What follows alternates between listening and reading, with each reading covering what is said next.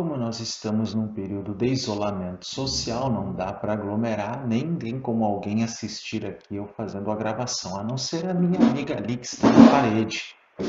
A lagartixa, que está sempre aqui comigo, me acompanhando. Eu sei que é estranho, gente, mas eu adoro as lagartixas e as aranhas. Então, pessoal, olá, este é mais um episódio, a partir daqui já são tantos que eu nem vou dar mais numeração, né? Mais um episódio da playlist Ciência Espiritual. E hoje nós vamos falar sobre a alma da palavra. A palavra tem alguma alma, alguma essência? Isso que nós vamos ver hoje. Vamos conferir?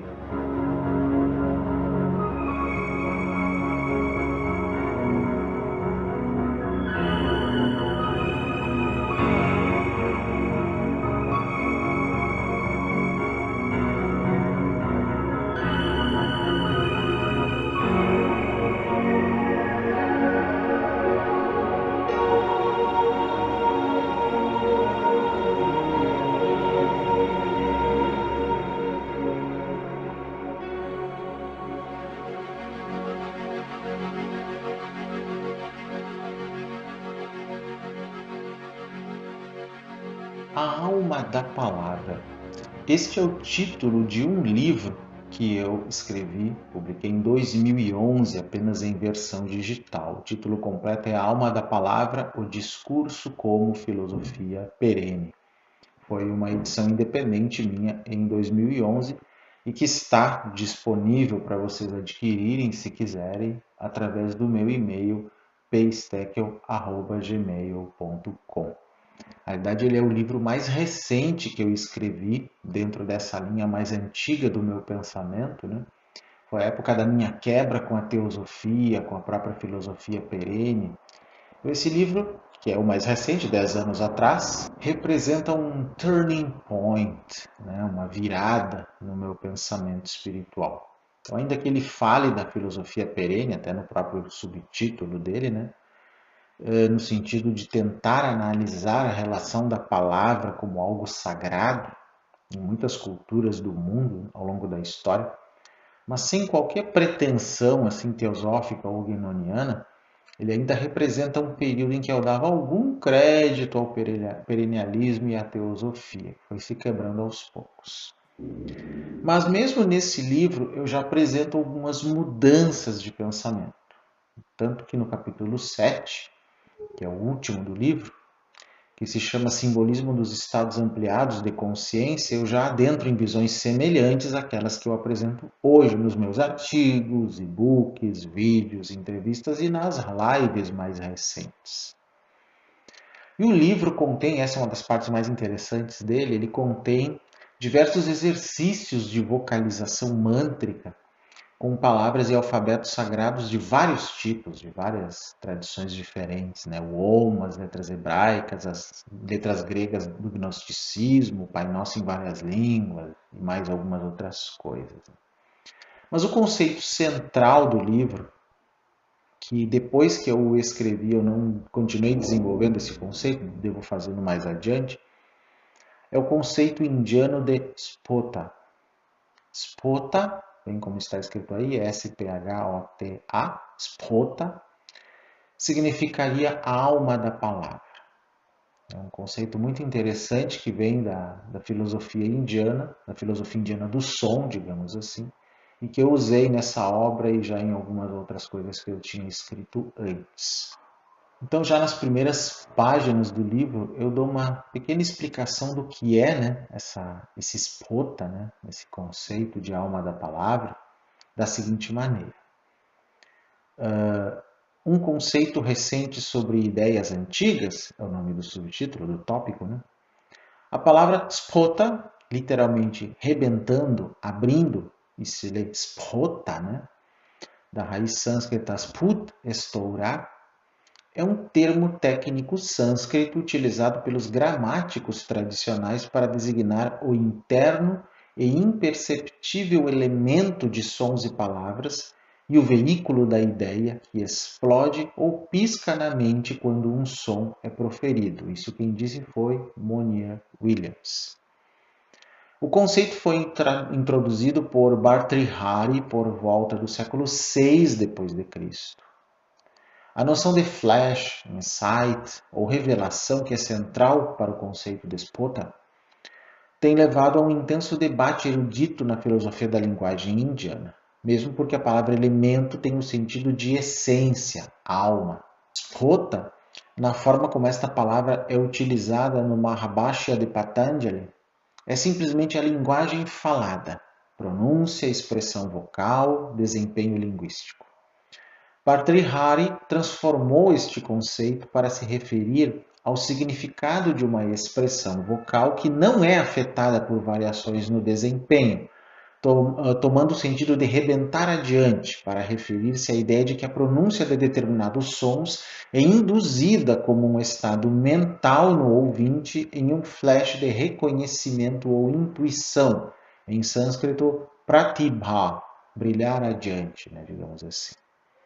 O conceito é uma reminiscência do idealismo platônico, no qual a compreensão do significado que passa a manifestar-se como spota está latente no ouvinte e só é desencadeada pela expressão vocal ou pronúncia do falante. Em oposição à alegação da doutrina da Spota de que som e significado formam uma permanente unidade natural, Kumari Bhatta e seus seguidores acreditavam que o significado de uma frase surge indiretamente, pela combinação do poder significativo dos seus constituintes. Os Nyayikas não consideraram a relação de uma palavra e de seu sentido como algo natural, mas consideraram isto somente como uma questão de convenção ou significativo poder, Shakti.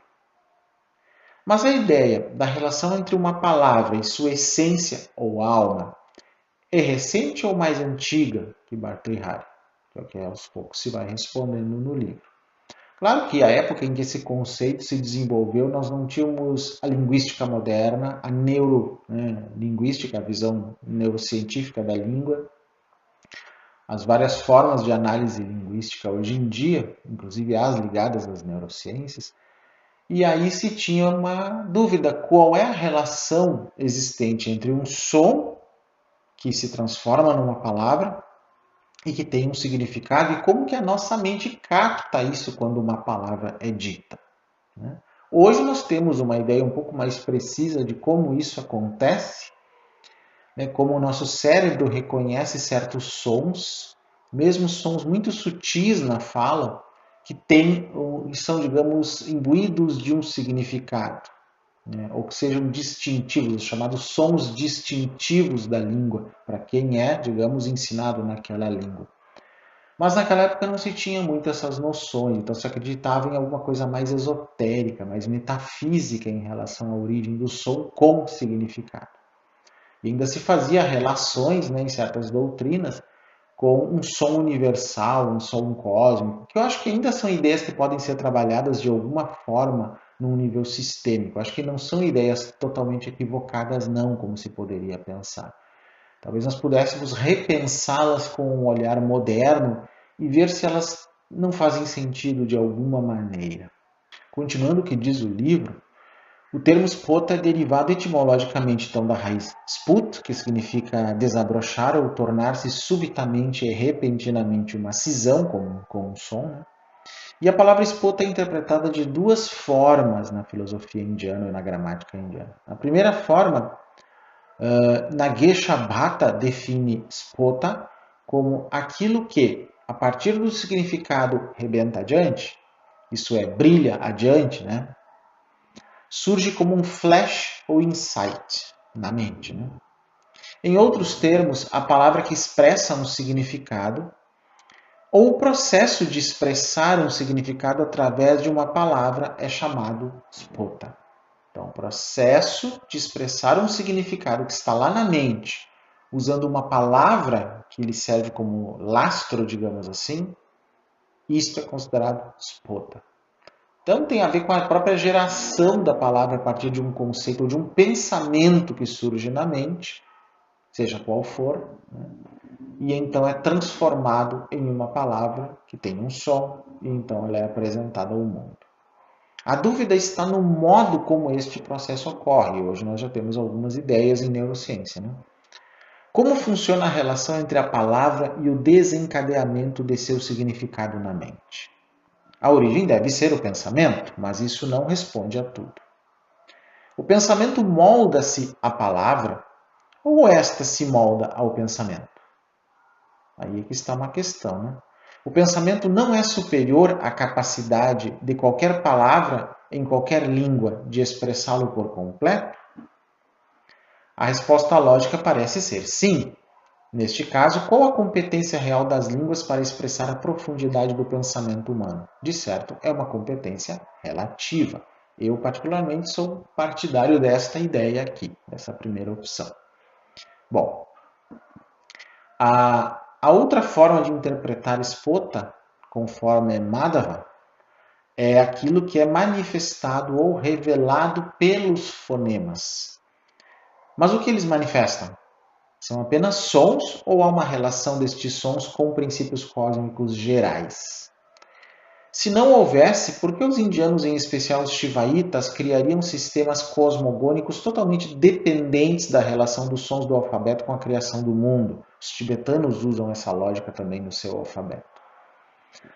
O mesmo vale para a cosmologia cabalística e para a doutrina gnóstica, que usaram sistemas semelhantes, lógicas pelo menos semelhantes. Parece haver uma ideia ancestral de que os sons da língua representam princípios cósmicos. Sim, eu pesquisei isso durante muitos anos, só que ultimamente eu tenho me voltado muito para a primeira hipótese e aí algumas coisas andaram mudando nesse meu pensamento. Mas ainda acho que essa segunda ideia tem alguma pertinência, né? Já não mais daquele modo classificatório que eu usava antes, né? Coisas de virginianos, né? A gente gosta de classificações, né? Mas de uma forma um pouco mais aberta agora.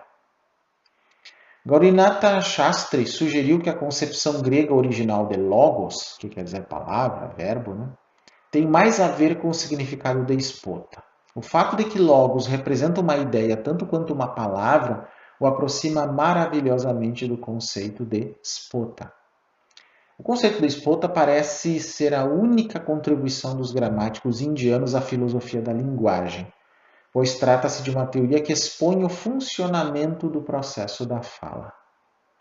Mas não temos evidências suficientes à disposição para estabelecer quem foi o primeiro fundador da teoria de Spota. Haradatta, em seu Padamanjari, e Nagesha Bhatta, em seu Spotavada, afirma que Spotayana foi o primeiro fundador da doutrina de Spota. Spotayana é citado na gramática de Panini, que é o Ashtadhyaya. A menção específica do nome Spotayana não é suficiente para indicar que Panini conhecia algo similar à teoria de Spota, nem para se afirmar que essa doutrina pertenceu originalmente ao sábio Spotayana. Mas também não se pode desconsiderar a possibilidade da teoria ser muito mais antiga do que se tem pensado.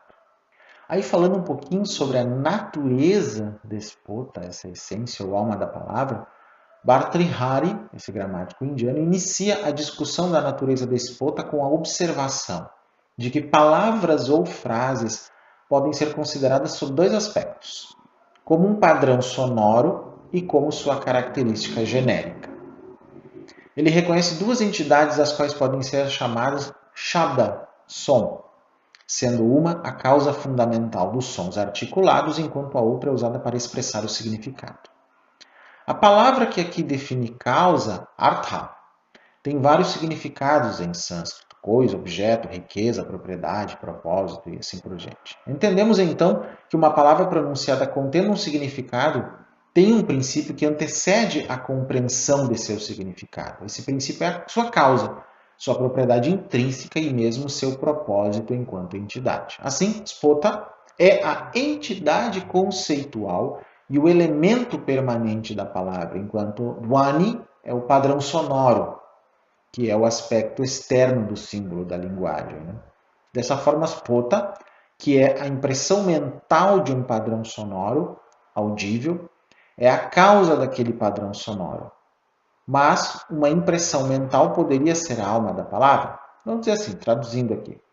Uma impressão mental gera então uma palavra, que já inclusive muitas vezes previamente conhecida, né? E então ela é a causa desta palavra, naquele momento específico em que um pensamento é manifesto. Numa frase, por exemplo, que represente o pensamento de alguém. Então, spota seria essa impressão mental de um padrão sonoro audível.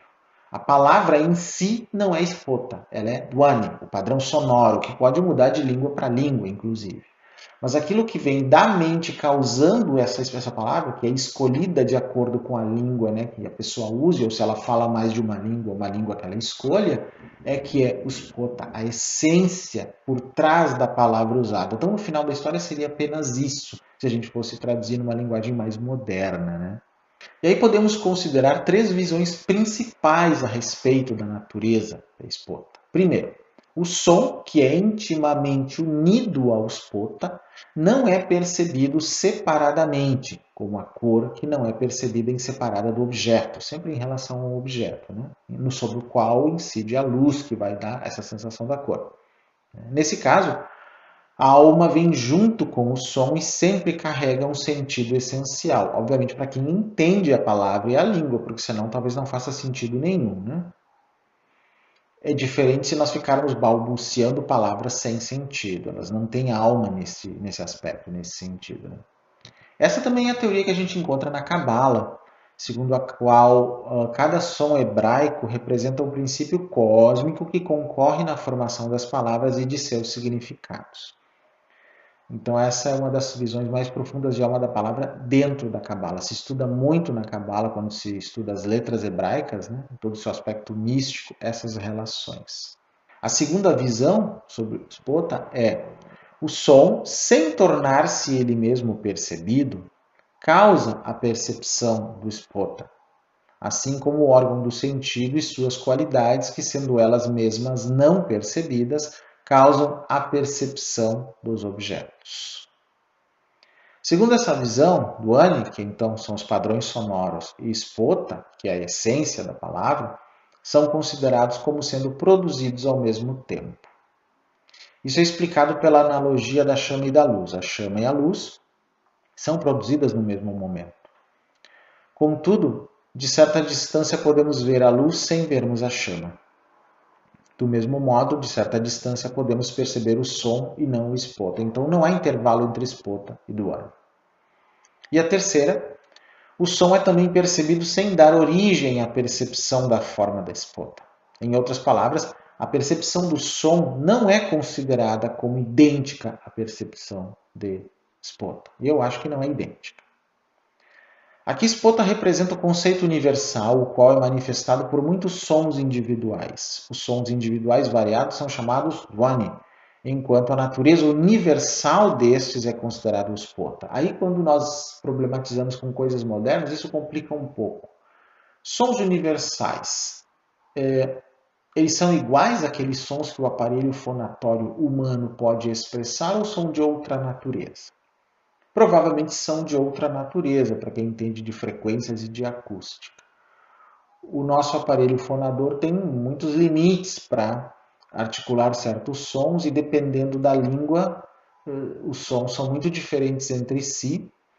Inclusive, quando a gente aprende algumas línguas bem diferentes da nossa, por exemplo, um brasileiro vai aprender chinês, né, que tem algumas especificidades, ou línguas com tons ou com cliques, como algumas línguas africanas, nós temos que colocar a nossa mente num outro tipo de percepção ou de receptividade cognitiva para que a gente consiga entender a relação entre aqueles cliques ou os tons da língua e um significado. E isso realmente mostra que os sons têm muitas variações possíveis de acordo com o nosso aparelho fonador, e isso tem a ver também com o processo evolutivo da humanidade. Agora estão os chamados sons sutis, que são chamados os nada, né? Nada é um termo sânscrito para som, no sentido universal, ou sukshma, que são os sutis. Supostamente eles seriam vibrações imperceptíveis para nós no mundo físico, segundo dizem os antigos indianos, e quando em estados elevados de meditação nós podemos supostamente ouvir alguns destes sons, mas se diz que é muito difícil reproduzi-los de verdade pelo nosso aparelho fonador, porque eles são de uma outra natureza. Nosso aparelho fonador não teria como, digamos, reproduzi-los. Tanto que existem algumas tradições que falam que os antigos rishis védicos, que teriam ouvido os sons que deram origem às letras do sânscrito, ouviram outros sons que não viraram letras do sânscrito porque nós não teríamos como pronunciá-los. Verdade ou não, o que se está querendo dizer é que existem sons muito sutis. Usando a acústica moderna, nós sabemos que existem padrões sonoros, né, que nós homens, né, não conseguimos ouvir, nós seres humanos, mas os cães conseguem, e assim outros animais também têm outras formas de captar sons que nós não percebemos. Não sei como eles poderiam ter esse conhecimento no passado. Alguns dizem que talvez eles tivessem algum tipo de tecnologia ou alguma percepção extrasensorial que captasse essa lógica. Não sei, pode ser. Independente dessas visões, algo subsiste. A ideia de que cada palavra e antes cada som articulado, o som que forma palavras, diferenciando-se de meros ruídos, possui uma alma, uma essência que se manifesta quando nos valemos da linguagem articulada para a comunicação.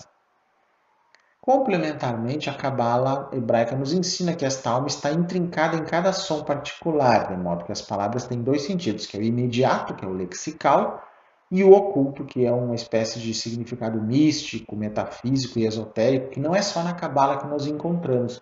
Nós encontramos nas letras do sânscrito, dentro da filosofia yoga, dentro do shivaísmo, dentro do tantrismo, e isso passou para a filosofia do alfabeto tibetano, que é todo baseado no alfabeto sânscrito, em que cada letra teria algum tipo de significado. Tanto que, quando se explica os mantras dentro do Tantrayana, que é o budismo tibetano, mantras de determinados budas, por exemplo, e se separa as sílabas daqueles mantras, as explicações que são dadas seguem duas instâncias. Uma instância de simbolismo para cada letra, que vem lá do hinduísmo antigo, né? E uma instância daí sim budista, que compara tudo aquilo com ensinamentos budistas. Para quem estude profundamente mantras, nesse contexto do Vajrayana, é fácil perceber essas coisas. Então, falando um pouco sobre o processo de comunicação, a partir dessa noção de spota, o spota permanece no intelecto tanto do falante quanto do ouvinte, sem movimento algum antes de sua manifestação. Latente, digamos assim, né? Há um interlink entre som e spota, sua essência, né? De modo que assim que o falante produz o som através dos órgãos de articulação, o spota é revelado, ou seja, vem a ser, manifesta-se. Mas o ouvinte não pode compreendê-lo imediatamente. Isso nos faz desconfiar de que quem domina o spota é o falante, não o ouvinte. Esse é um ponto importante, né? Além de que os dois tenham que conhecer a língua em que está sendo falada, quem controla isso é o falante, porque é dele que vem o pensamento, que é manifestado em palavra, ou colocado, digamos, aquela expressão do pensamento de um modo relativo numa palavra, porque nós sabemos que a palavra não apresenta exatamente tudo que o pensamento representa. Mas por quê? A resposta pode ser simples. O falante é quem detém a prerrogativa do pensamento que gera a fala. Então, o spota está no pensamento? Sim, na mente. Tanto na humana quanto talvez numa mente cósmica, alguma coisa assim como fonte da alma da palavra, sei lá, pode ser alguma coisa nesse sentido. Mas, na verdade, a fonte seria o pensamento, ou uma consciência, seja a consciência individual, seja uma consciência coletiva ou sistêmica da humanidade, seja uma consciência mais cósmica, primordial. Mas em qualquer uma dessas três haverá uma diferença no processo de como isso se expressa em palavra, no final da história. Inclusive, podemos extrapolar essas argumentações para mostrar como que pode ser complicado quando, por exemplo, um médium, um psíquico, um místico, entra em contato com níveis mais sutis, né? E ele quer transformar em palavras humanas algumas coisas que ele sentiu ou até supostos ensinamentos que recebeu em outros níveis. E aí a palavra não é suficiente para isso. Aí talvez fique bem claro isso, né? Ele pode até usar palavras comuns da língua que ele usa, palavras conhecidas, mas num novo contexto, o que é muito comum isso nas línguas do mundo. Uma palavra aparentemente simples, mas que então ele vai ter que explicar esse novo sentido dessa palavra para que as outras pessoas, então, quando a ouvirem novamente, a entendam neste novo sentido da sua experiência mística ou mediúnica. E isso é como se fosse um novo spota em cima de uma palavra ou som já existente. É uma outra forma de explicar a questão da formação dos significados, mas é bastante interessante. Inclusive aí fica evidente que deve ter alguma relação, né, entre os mantras e o spota. Porque os mantras em geral, independente se eles são só sílabas ou palavras ou frases inteiras, pelo menos na cultura indiana, não se preocupa muito com o significado literal deles, mas com o sentido que lhes é dado na iniciação daquele mantra e que é explicado por um mestre, né? Isso tem no hinduísmo, no yoga, tem no shivaísmo, no tantrismo, no budismo tibetano. Então, quando a gente recebe o significado de um mantra, uma menor importância é dada ao seu significado literal, gramatical. Uma segunda importância é dada, então, ao significado, digamos, espiritual daquele mantra. A relação que tem com a deidade que está ligada a ele, o Buda, o Bodhisattva ou qualquer outro, né, que esteja conectado àquele mantra. Isso é mais importante, ainda que as palavras usadas sejam comuns, mas elas adquirem um outro sentido. Então, seria o spota destas palavras para aquele caso em especial. Seriam as mesmas palavras que são usadas em contextos talvez mais comuns, mais profanos, porém com um novo sentido, um sentido sagrado. Então, o spota teria mais a ver com isto, com o sentido que se dá a uma palavra, do que a própria palavra em si. Então, se o spota é o sentido de uma palavra, essa palavra sentido que nós usamos hoje corresponde à essência da palavra, na visão de Bhartrihari e outros, na minha opinião. Então, ela nada mais seria do que isso. A alma da palavra é o sentido da palavra quando usada pelo pensante, pelo pensador, e que pode ser diferente de como o ouvinte a entende. Por isso, o grande problema na comunicação entre as pessoas. Olha, você não é bem isso que eu quis dizer. O não é bem isso, ainda que usando uma palavra que dê a entender isso, significa que aquela nuance do não é bem isso, que pode até ser real, que a pessoa está dizendo que não foi bem isso mesmo, não foi contemplada na palavra usada. Ela precisaria de complementos. Só que nós não fazemos isso no nosso falar, ainda mais naquele falar do dia a dia, rápido, direto, né? A gente acaba atropelando coisas mesmo, e aí realmente as pessoas não se entendem. Mas nesse sentido, os mantras são, como eu digo aqui no livro, certas combinações de palavras ritmicamente dispostas, tem até uma métrica, né, que eles usam geralmente, as quais originam, sim, certas vibrações, como se acredita quem pratica mantras, que produzem determinados efeitos ocultos, como se diz. Então, a doutrina iniciática indiana, né, ela ensina que cada som no mundo físico desperta um som correspondente nos reinos invisíveis, que são os sons sutis que eu falei antes. E incita a ação de forças no lado oculto da natureza, um lado invisível, ou que eu chamaria de um lado sistêmico, um campo, né, um campo que eu chamaria de campo akáshico na visão de Erwin Laszlo, um campo invisível mesmo na natureza. Então, o som é o mais poderoso e eficaz agente mágico e a primeira das chaves para abrir a porta de seu significado oculto e sua razão de ser. É uma causa e um efeito de outra causa precedente, e a combinação deles produz frequentemente os tais efeitos ocultos, então, segundo dizem os antigos indianos. Então, sobretudo as vogais contêm as potências mais secretas e intensas por serem a alma da palavra. Então, as vogais são realmente a parte da palavra que é pronunciável, né? Se uma palavra fosse constituída apenas de consoantes, não seria impronunciável, né? Uma palavra que só possui as letras P, T e D é impronunciável se eu não colocar alguma vogal no meio, né? Mesmo no caso do hebraico, que só escreve as consoantes, assim como o egípcio também só escreve as consoantes e o árabe também só escreve as consoantes, ele só escreve, mas as pessoas falam as consoantes. Elas falam as consoantes. Então, não é que elas não falem. Né? Então, de fato, considerando-se a teoria despota, a única diferença que podemos conceber entre uma palavra comum e um mantra é a energia mental intensa dispensada no caso do último. Ela é coordenada, ela é totalmente seguindo uma métrica, ela tem um significado que extrapola o gramatical, o lexical, e aquele significado deve ser explicado para ser visualizado por quem pratica. Senão o mantra não funciona, segundo se diz, né, quem pratica mantras.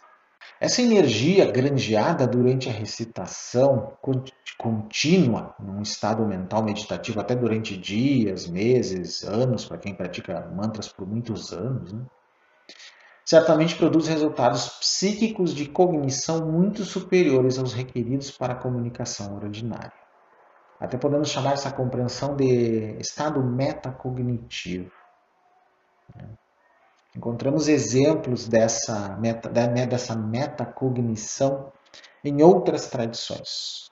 Na contemplação das palavras hebraicas da Torá, dos cabalistas, que sacam sentidos ocultos a partir dos versículos bíblicos, nas operações mágicas dos antigos gnósticos e dos ocultistas, que são os magistas teúrgicos, que usavam palavras e códigos que transmitem um comando energético, devendo ser potencializadas pelo pensamento do operador. A base, como já dizia Papus, né, é a mente no processo. Tradicionalmente se diz que a combinação de sons que constitui um mantra, quando perfeitamente vocalizada, dá o controle da mente, liberando da dualidade material e conduzindo ao caminho espiritual. Na verdade, é porque a forma repetitiva desses mantras, e segundo certos parâmetros sonoros que aí sim merecem uma investigação especial, dentro do que eu chamo de acústica oculta, eles produzem uma sincronização dos hemisférios cerebrais, de todas as ondas cerebrais, em um certo grau de equilíbrio, e isso pode ter efeito terapêutico, entre outras coisas. Mas pode também induzir a estados alterados de consciência, estados ampliados de consciência, estados místicos bem profundos, dependendo da forma como é feita a recitação. A ciência que estuda o poder oculto dos sons, ela pode ser chamada de mantra vidya, ou ciência dos mantras, ou também mantra yoga, ou a união através dos mantras, né? O yoga dos mantras. Seu único objetivo é o desenvolvimento de nossa natureza espiritual. E sua doutrina básica é a de que todo este sólido e tangível universo é constituído tão somente de diferentes tipos de vibrações e energias operando em muitos níveis. O que nos parece sólido e real não é senão o resultado da interação de diferentes tipos de energias e da consciência. Aí no livro eu ainda faço uma comparação entre a noção de spota indiana e a noção grega de logos. Né? Mas aí num dado momento eu falo das conexões entre os conceitos de logos e o conceito de nous, que escreve nous, né? N-O-U-S, mas ele é nous. E aí é importante fazer uma diferenciação aí. Nous, né, é um termo filosófico utilizado para a mente ou intelecto. A palavra é um pouco ambígua, sendo resultado de uma apropriação por sucessivos filósofos para designar conceitos muito diferentes, na verdade. Homero usou nous para significar as atividades mentais em geral, todos os processos mentais em si. Mas no período dos pré-socráticos, o termo tornou-se cada vez mais identificado com o conhecimento e com a razão, por oposição ao sentimento de percepção. Já o nous de Anaxágoras era uma força ordenadora mecânica que formou o mundo a partir de um caos original. Ele teria iniciado a evolução cósmica. Então, nesse caso de Anaxágoras, nous era uma força ativa e não simplesmente atividade mental. São coisas bem diferentes, né, nesse sentido. Platão descreveu-o como a parte imortal e racional da alma individual. Veja-se aqui, de um conceito de atividade mental para um conceito de uma força ordenadora passa a ser uma parte da alma. Ele vai se reificando cada vez mais, digamos assim. Usando um termo que eu já usei no outro vídeo, né, no anterior, que foi o Paradoxo de Deus e Filosofia do Vazio. Foi reificando esse termo nous original, que simplesmente significava atividade mental. Já Aristóteles afirmava que nous era o intelecto, sendo algo distinto do senso de percepção. Aí ele dividiu em nous ativo e nous passivo. O passivo é afetado pelo conhecimento e o ativo é uma causa primeira e imortal de todas as causas subsequentes no mundo. Ele identifica o motor primário com o nous que pensa em si. Ou seja, o Aristóteles conseguiu a façanha de unir os dois conceitos anteriores de nous num outro conceito de nous. Aí, para os estoicos, nous era o mesmo que logos. Ele seria o conjunto da razão cósmica contendo a razão humana como uma parte. Plotino descreveu o nous como uma das emanações do ser divino, ou seja, mais uma reificação aqui. E qual a relação desse nous com o logos em si? Bom, logos, né, que em grego quer dizer palavra, é uma importante expressão na filosofia, na psicologia analítica, na retórica e na religião. Na língua grega significava inicialmente a palavra escrita ou falada, o verbo no entender latino. Ela deriva do verbo lego, contar, dizer ou falar. Mas a partir de filósofos gregos como Heráclito de Éfeso, por volta do século VI a.C., passou a ter um significado mais amplo. Logos passou a ser um conceito filosófico traduzido como razão, tanto a capacidade de racionalização individual como um princípio cósmico da ordem e da beleza. Então aí ela se aproxima um pouco da noção indiana de Spota, mas ela também foi uma derivação de um conceito mais comum antigo, né? A palavra escrita se tornou uma coisa mais cósmica nesse sentido com o tempo e aí se confunde muitas vezes com o próprio nous. E aí existe aqui relação com outros conceitos, por exemplo, como o verbum latino, com o davar hebraico, a palavra, né, hebraica, com o conceito de ofó entre os iorubanos, que eu falo no meu livro Santo e Profano, do qual já fiz um vídeo, né? E outros que existem por aí. Mas existe um trecho do livro que eu quero ler para vocês que mostra a relação da fala sagrada aqui no Brasil. É um subtítulo chamado A Fala Sagrada na Amazônia. A região onde está a cidade de São Gabriel da Cachoeira é relativamente próxima do Pico da Neblina, no Amazonas. Essa região mística, por natureza, e há muitas décadas não discutam-se no lugar histórias sobre cidades subterrâneas e pirâmides encobertas pela vegetação de até 200 metros de altura.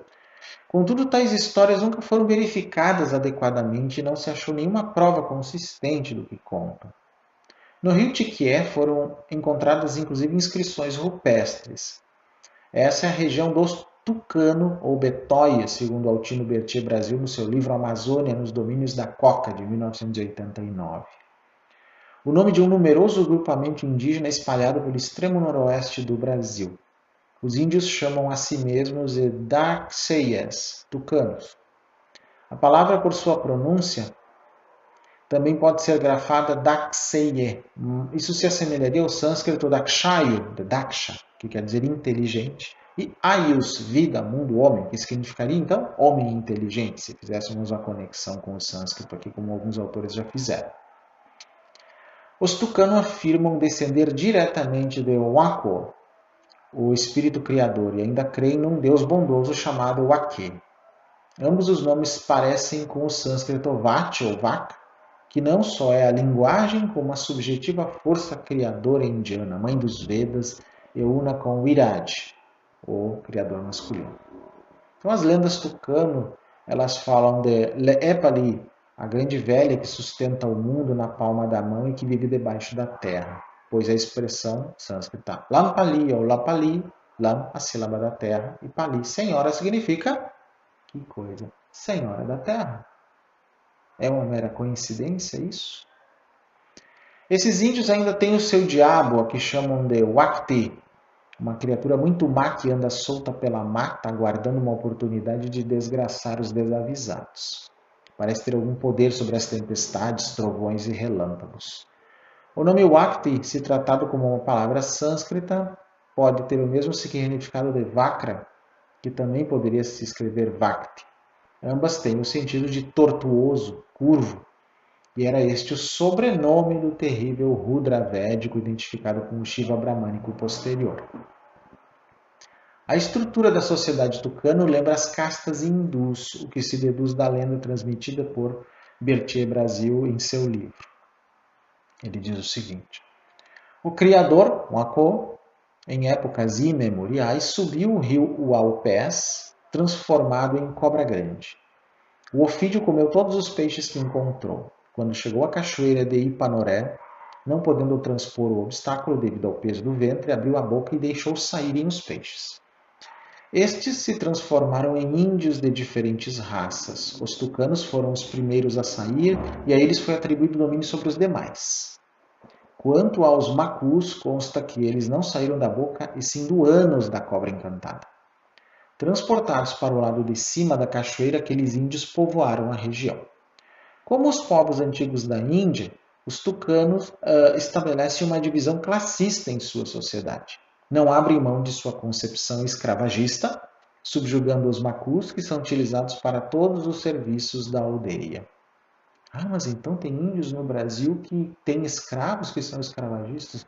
Sim, gente.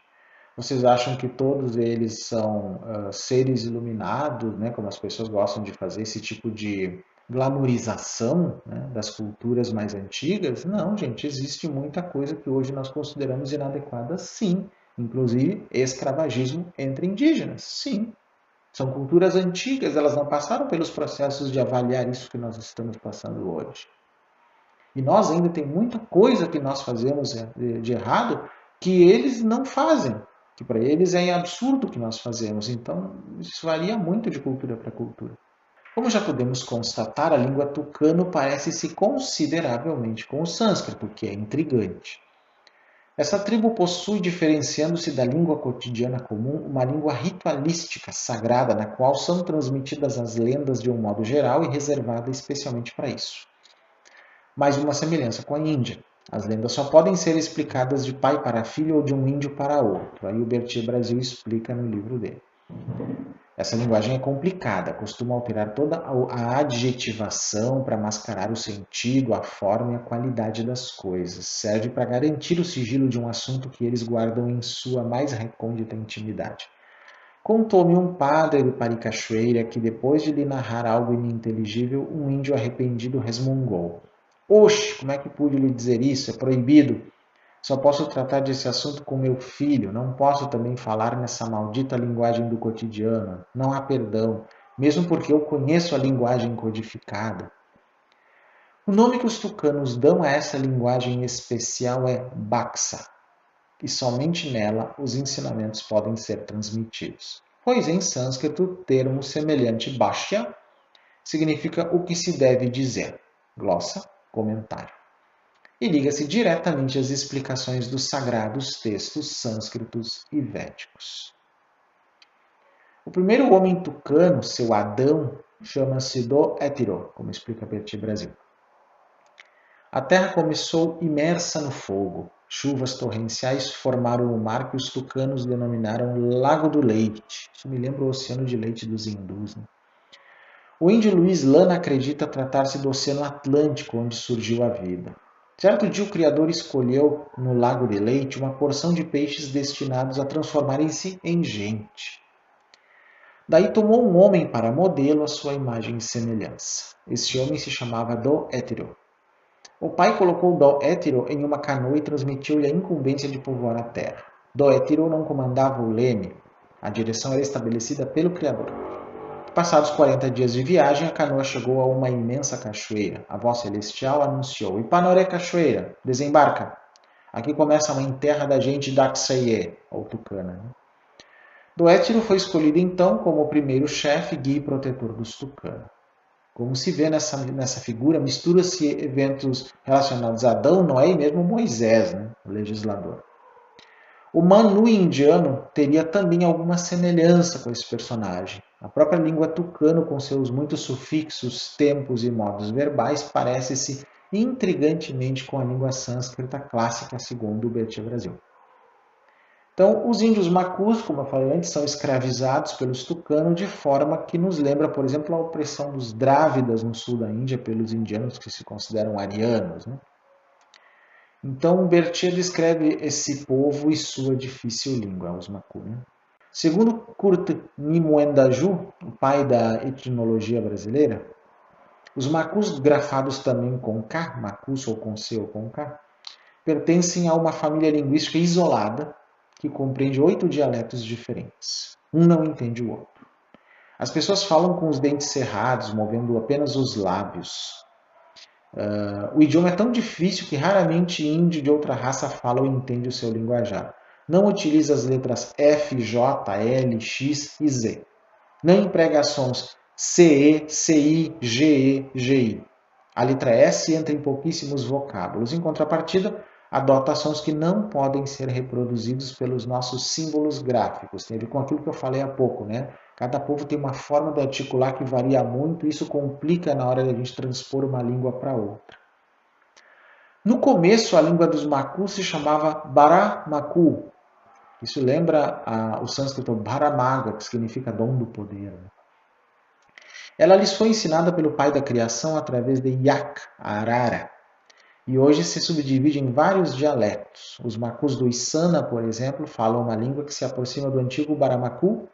Os macus do Tiquié falam o Yehuda, os macus de São Gabriel da Cachoeira falam o Dou, e os mais numerosos, aqueles que se consideram o primeiro povo, os macus de Yawareté, falam o Hibdeinehen, que quer dizer gente-língua, ou seja, língua de gente. Segundo a mentalidade antiga de quase todos os índios, aqueles que não falavam a sua língua não eram gente, mas considerados bichos, ou a versão indígena brasileira para o termo bárbaro, provavelmente. Né? Ninguém explicou até hoje a origem exata dos índios Macu. Segundo seu próprio entendimento, eles se consideravam os mais antigos habitantes da região. Constituem talvez o povo mais interessante entre os índios do Brasil. Mesmo na América do Sul não há notícias de tribo tão curiosa. Eles conservam o seu primitivismo, são nômades, desconhecem a agricultura, o uso de redes e de canoas. Assemelham-se mais aos brancos do que aos outros índios. Contou-me o padre Lino, o meu incansável informante, que certa ocasião, penetrando fundo no domínio dos macus e ouvindo-os falar, identificou muitos vocábulos e algumas frases em latim. Um pouco deturpado, é verdade, mas que eles empregam no sincretismo de seus cantos e de suas pagelanças. O sacerdote acredita que aquilo seja herança dos jesuítas que cruzaram a região em épocas remotas. Os macus normalmente não encaram as pessoas quando estão conversando, eles ocupam o ponto mais baixo na pirâmide social dos índios da região. São chamados de Poxa, ou escravos pelos tucanos. Né?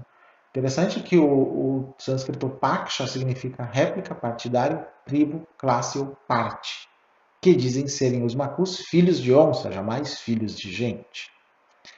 Entre os aruaques, o vocábulo macu significa podridão ou devassidão. Não está fora de nexo considerarmos que a designação dos nossos índios tenha sido insultuosamente aplicada por tribos inimigas daquela família linguística. Os macus são considerados feiticeiros, respeitáveis, possuidores de poderes extraordinários de visão, olfato e audição, que os transformam em incomparáveis caçadores noturnos. Veja que interessante, tem mais coisas no livro sobre essa questão dos índios aqui, obviamente. Mas para mostrar para vocês como as línguas, né, o aspecto sagrado delas pode ser realmente muito interessante. Em outras partes do livro, eu repito e desenvolvo um conceito que está lá no meu livro Projeto Aurora, do qual nós já fizemos um vídeo aqui também, sobre os 22 princípios da Cabala, as letras hebraicas e suas relações com toda essa fala sagrada, digamos assim, que a gente trata nesse livro, A Alma da Palavra. Também falo um pouquinho do simbolismo dos estados ampliados de consciência, né? A partir daquilo que eu falei antes sobre os mantras, né? Um pouco atrás aqui neste vídeo, eu desenvolvo mais essa questão, mostrando como esses estados ampliados de consciência podem estar conectados desde o início da humanidade com a produção da fala sagrada, né? Em que os sons que são possíveis pelo aparelho fonador humano começam a adquirir certos significados a partir do pensamento. E nesse sentido, esses estados ampliados seriam não só a origem do sagrado, mas a origem de praticamente todas as religiões e todo tipo de conhecimento religioso que nós temos. Esse é um ponto interessante de se considerar. Pois bem, então se vocês quiserem este livro, A Alma da Palavra, entender um pouco mais sobre isso tudo que eu falei nesse vídeo, né, sobre todas essas conexões da palavra com a fala sagrada, com todos esses sentidos, com mantras, né, até com a Cabala, vocês podem solicitar o livro A Alma da Palavra através do meu e-mail psteckel@gmail.com e eu mando para vocês por e-mail todos os detalhes sobre como conseguir não só este livro, mas todos os outros, né, que nós já fizemos vídeos aqui. Na verdade, de todos os meus livros, esse aqui é o mais recente. Ainda faltam mais 2 vídeos para completar a minha lista, que são os vídeos sobre os 2 volumes do meu curso de sânscrito e os 2 volumes sobre o meu curso de Cabala, que eu vou transformar em vídeos também e explicar algumas coisas para vocês. Já nas próximas semanas eles surgem. Espero que tenham gostado. Se gostaram, curtam o vídeo, compartilhem o canal, se inscrevam no canal, passem para os seus amigos que gostam desses temas. E na próxima semana eu retorno, como sempre, com algum tema bem interessante para vocês. Até lá, então.